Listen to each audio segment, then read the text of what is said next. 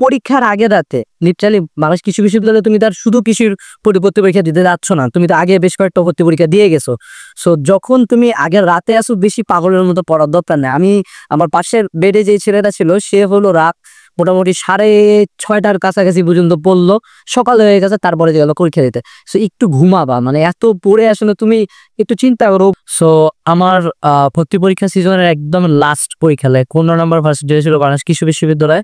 So ওই time বা বাংলাদেশ কৃষি বিশ্ববিদ্যালয়ের একদিন আগে পরীক্ষা ছিল ডেন্টাল ভর্তি পরীক্ষা দিয়ে আমি হলো মহাখালী থেকে এনা বাসে করে চলে আসছি ময়মনসিংহ আসে একজন সিনিয়র গাই ফাহিমের সাথে হলে উঠছিলাম, সম্ভবত আহসানুল্লাহ হল। ওই হলে উঠলাম, হলে মনে হয় আমরা পৌঁছেছি হলো সন্ধ্যা 6টার দিকে, হলে যা উঠছি, হলে 8টা-9টা পর্যন্ত আসি। আমি হলো বাউয়ের প্রিপারেশন বলতে নেওয়ার আগে থেকেই পড়া ছিল, সেহেতু ওখানে যা খুব একটা কষ্ট করতে হয়নি।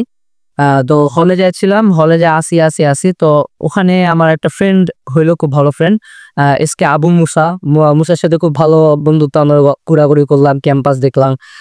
ক্যাম্পাসটা বাউ ক্যাম্পাস অনেক বড়, লিটারালি অনেক বেশি বড়।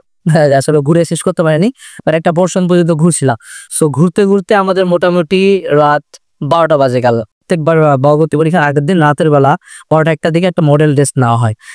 মডেল টেস্টটা আসলেই লাভজনক বা ক্ষতিকর কিছু না, বাট অ্যাকচুয়ালি তোমার কনফিডেন্স বুস্ট করবে। সো ওই হলে যতজন আমরা জুনিয়ররা যা উঠছি, সবাইকে নিয়ে একটা হলো ছাত্রলীগের পক্ষ থেকে একটা খুব ভালো পরীক্ষার আয়োজন করা হলো। পরীক্ষাটা দিলাম, পরীক্ষা দিয়ে আমি হলো মনে হয় 100-র মধ্যে 97 পয়েন্ট সামথিং পায় ফার্স্ট হয়েছিলাম। পুরস্কৃত করা হয়েছিল। আসলে ওখানেই কনফিডেন্সটা অনেক বেশি বুস্ট হয়ে গেছিল ওই দিন রাতের বেলা। বাংলাদেশ কৃষি বিশ্ববিদ্যালয়ে যে আমাকে আসলে তারা এত একটা মানে ভালো অনুভূতি দিয়েছে। তার পরবর্তীতে কথা হলো যে আমার বাবাও কিন্তু বাংলাদেশ কৃষি বিশ্ববিদ্যালয়েরই স্টুডেন্ট ছিল, তিনি এখন হাইজানিস বিশ্ববিদ্যালয়ের প্রফেসর। সো বাবা তার পাশের একটা হলে থাকতো, সেই হলে আমি হলো আব্বুর রুম পর্যন্ত গেলাম, রুমটা দেখে আসলাম, একটা নস্টালজিক ব্যাপার। তারপরে হলো কি একটা বিখ্যাত পুকুর আছে, সেটা দেখলাম। মানে এট দি মোমেন্ট আমার নামগুলা খেয়াল নেই, বাট ওই সময় খেয়াল ছিল সব। সো তারপরে বাংলাদেশ কৃষি বিশ্ববিদ্যালয়ের পাশ দিয়ে আসলে নদী গেছে, if I am not wrong, এটা মানে ব্রহ্মপুত্র নদী। সো এইটা একটা বেস্ট একটা হলো অভিজ্ঞতা। যদি তুমি বাংলাদেশ কৃষি বিশ্ববিদ্যালয়ে পরীক্ষা দিতে যাও, দেন নদীটা একটু নৌকায় করে ঘুরে আসতে পারো। সো আমরা হলো এই পরীক্ষাটা দেওয়ার পরে রাত মোটামুটি 12টা, 11:30টার কাছাকাছি। সো ওই টাইমটাতে আমি আর মুসা গেলাম, আরো 3-4জন ফ্রেন্ড ছিল, 3-4জন ফ্রেন্ড মিলে আমরা গেলাম। আমরা এখন নদীতে নৌকা দিয়ে পার হবো, চিন্তা করো রাত 12টা, কিন্তু হ্যাঁ শীতকাল, তাও আবার রাত 12টা পার হচ্ছি। নদীতে নৌকা গোটাটা ভাড়া করে পার হইলাম, আর অনেকে আছে। তারপরে মজার ঘটনা হইলো যে আমাদের সাথে নৌকাতে অনেক বড় ভাইয়া পুরাও উঠছিলেন, তারা হলো নৌকার মাঝে যায়, আমরা হলো একসাথে গান গাইছি, গান টান গাইলাম, দেন নৌকার ওই পারে গেলাম। সো নদীর ওই পারে একটা সিঙ্গেল চায়ের দোকান আছে, চায়ের দোকানটাতে আমরা চা খেলাম। অবশ্যই বুঝতে পারতেছো, একটা নদী পার হয়েছে জাস্ট 1 কাপ চা খাওয়ার জন্য। হ্যাঁ, সো চা খাইলাম, চা খাইতে বাসায় আসলাম। তা আরেকটা মজার কথা হলো যে যখন আসলাম মানে রাত তখন 1টা-1টা বাজে, এই টাইম থেকে 4টা পর্যন্ত আমি ফোন চালাচ্ছিলাম। আর হলো আরেকজন লিটারালি মনে হয় সেকেন্ড টাইম ইউনিভার্সিটিতে পড়া, অলরেডি সেকেন্ড টাইমার ভাইরা হলো পড়তে আছে, বাট আমি লিটারালি কিছু পড়তেছি না। পরের দিন সকালবেলা হলো আমার যেই জায়গায় সেন্টারে সিট পড়ছে, সিটে চলে গেলাম। যদি না থাকে বা যদি তুমি আরেকটু সে লেভেলের প্রিপারেশন নিতে চাও, তুমি বাংলাদেশ কৃষি বিশ্ববিদ্যালয় উপাস থেকে একটা প্রশ্ন ব্যাংক দেয় না, কৃষি প্রশ্ন ব্যাংক, যদি তুমি ওই কৃষি প্রশ্ন ব্যাংকের এভরি MCQ পারো, অ্যান্ড কৃষি বিশ্ববিদ্যালয়ে প্রচুর রিপিট হয়, একই টাইপের কোশ্চেন বারবার প্রতিবারই আসে, তাও ছেলেপেলে পারে না, কারণ পড়ে না অথবা বেশি পড়ে।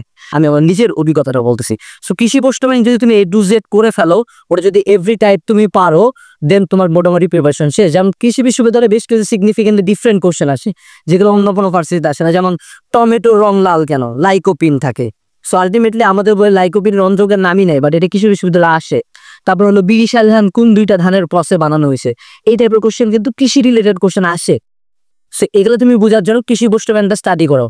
তোমাদের কয়েকদিন পরে গুচ্ছ ভর্তি পরীক্ষা হবে আটটি কৃষি বিশ্ববিদ্যালয়ে। সো সেটা বলে আরো তুমি সিগনিফিকেন্টলি কৃষির প্রিপারেশন নাও, তোমার যে কোনো একটি কৃষি বিশ্ববিদ্যালয় হয়ে যাবে।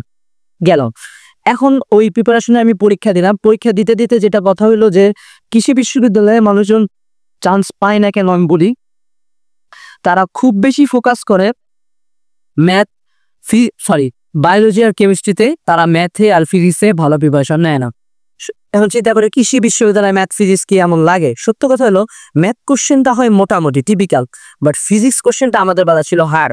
সো যারা যারা ফিজিক্সে ভালো ছিল, যাদের ফিজিক্সের এমসিকিউ সলভ করার দক্ষতা বেশি ছিল, বিশেষ করে দক্ষতা বেশি না, আমি বলবো যারা ফিজিক্সের বেশি টাইপের ম্যাথ প্র্যাকটিস করে আসছে, যদি তুমি বেশি কোশ্চেন দিয়ে প্র্যাকটিস করে আসো, তোমার চান্স পাওয়ার কোনো ব্যাপারই না, কারণ তুমি সেম টাইপের কোশ্চেন আবার পাবা। সো ম্যাথ ফিজিক্সের দিকে একটু ফোকাস করো। তোমার বায়োলজি কেমিস্ট্রি যেই টাইপের কোশ্চেন আসবে, তারা যদি কৃষি কোশ্চেন দেন করে যাও, তুমি পারবা।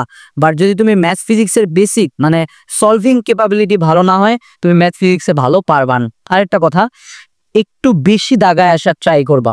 আমি বলতেছি না যে একদম 100টা দাগায় এসে মাইনাস খাও, বাট মোটামুটি একটু বেশি দাগাবা। কারণ বাংলাদেশ কৃষি বিশ্ববিদ্যালয়ে সম্ভবত সেকেন্ড টাইম আছে, কৃষি বিশ্ববিদ্যালয়গুলোতে সেকেন্ড টাইম আছে, সেকেন্ড টাইমাররা যাচ্ছে। সো তুমি যদি একজন ফার্স্ট টাইমার হয়ে 50টা দাগে আসো, একজন সেকেন্ড টাইমারের কাছে কিন্তু এটা কোনো ব্যাপারই না।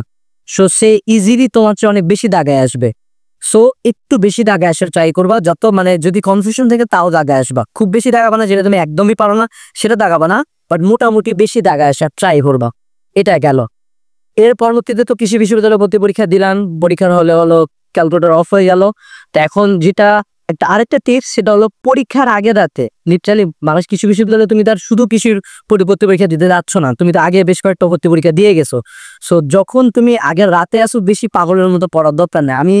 আমার পাশের বেডে যে ছেলেটা ছিল, সে হলো রাত মোটামুটি 6:30টার কাছাকাছি পর্যন্ত পড়লো, সকাল হয়ে গেছে, তারপরে গেল পরীক্ষা দিতে। সো একটু ঘুমাবা, মানে এত পড়ে আসলে তুমি একটু চিন্তা করো, উপরে একজন আছে, স্বয়ং আল্লাহ তাআলা আছেন, যে ছেলেটা 2-3 মাস ধরে তুমি কৃষির প্রিপারেশন নিচ্ছ পাগলের মতো, তুমি কি সেই ছেলেটাকে মাত্র এক রাত পরে কাটাইতে পারবা? উত্তরের জীবনও পারবা না।